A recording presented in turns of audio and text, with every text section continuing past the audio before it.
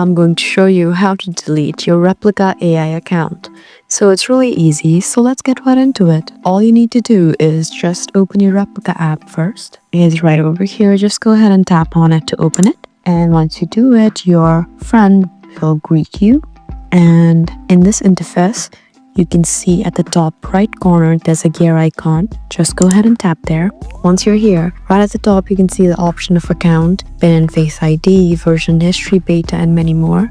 You just need to tap on account, and at the bottom right below change password, you can see the option that says delete account. Just go ahead and tap here, tap on continue, and choose the option of why you deleting your account. Tap on continue again, and now if you still want to delete your account, just go ahead and tap on delete my account, and then you would successfully be able to delete your Replika AI account. I hope this video was helpful for you.